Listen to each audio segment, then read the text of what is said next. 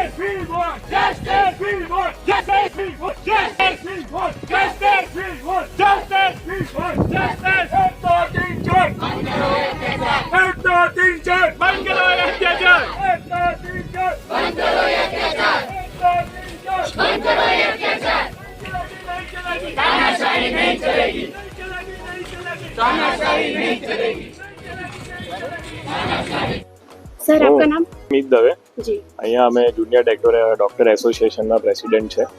હાલ જે પાછલા શુક્રવારે કલકત્તામાં જે ઇન્સિડન્સ બન્યો હતો, જ્યાં ઓન ડ્યુટી રાતે જે ફિમેલ ડોક્ટર હતા એમની સામે દુષ્કર્મ કરવામાં આવ્યું, બળાત્કાર કરવામાં આવ્યો અને ત્યારબાદ એ મર્ડર અને બળાત્કાર છુપાવવાની સાજિશ બી ત્યાંના લોકલ સરકાર અને પોલીસ એડમિનિસ્ટ્રેશન દ્વારા કરવામાં આવેલ હતી। પછી ધીરે ધીરે જ્યારે આખા દેશમાં સર્વવ્યાપી આવી રીતે સ્ટ્રાઇક અને અમે અવાજ ઉઠાવ્યો ત્યારે જઈને ત્યાંની પોલીસે એક માણસને એરેસ્ટ કર્યો હતો। જ્યારે પોસ્ટમોર્ટમ રિપોર્ટમાં એવું દાખવેલ હતું કે 5 થી 10 લોકો એટલે ઘણા લોકો આમાં ઇન્વોલ્વ છે, તો બી કોઈની ધરપકડ આ બાબતે થઈ નથી। એટલે અમે આખું હોલ ગુજરાત જેડીએ ગુજરાતના તમામ મેડિકલ કોલેજના જુનિયર ડૉક્ટર એસોસિએશનના 10,000થી વધારે રેસિડન્ટ અને ઇન્ટર્ન ડૉક્ટર અને સિનિયર રેસિડન્ટ ડૉક્ટર તમામ નોન ઇમરજન્સી સેવાઓનો અમે બોયકોટ કરેલ છે। ઓપીડી વોર્ડ, રૂટીન ઓપરેશન એ બધું કામકાજ બંધ છે અને આ વસ્તુ ત્યાં સુધી બંધ રહેશે જ્યાં સુધી એ પીડિતાને સરખો ન્યાય ના મળે। આ સાથે સાથે પરમ દિવસે રાતે જ્યારે કેસ CBIને સોંપવામાં આવ્યો તો ત્યાંનો બધો એવિડન્સ અને બધું મિટાવવા માટે 5,000થી વધારે લોકોએ હોસ્પિટલ પર એટેક કર્યો હતો। ત્યાં દર્દીઓ અને ડૉક્ટર જોડે તોડફોડ થઈ, હોસ્પિટલ આખું તોડફોડ થઈ અને ત્યાં બધું જ સાફ કરી દેવામાં આવેલ હતું। એટલે આટલું સર્વવ્યાપી જ્યારે આખા રાષ્ટ્રમાં પ્રોટેસ્ટ ચાલતો હોય, બધા એક સાથે ઊભા હોય ડૉક્ટરો આખા દેશના, ત્યારે બી પોલીસ સિક્યુરિટીની વચ્ચે આટલા લોકો કેવી રીતે હોસ્પિટલમાં ઘૂસી શકે અને આવી રીતે દર્દીઓ અને ડૉક્ટરના જીવને જોખમ કરી શકે।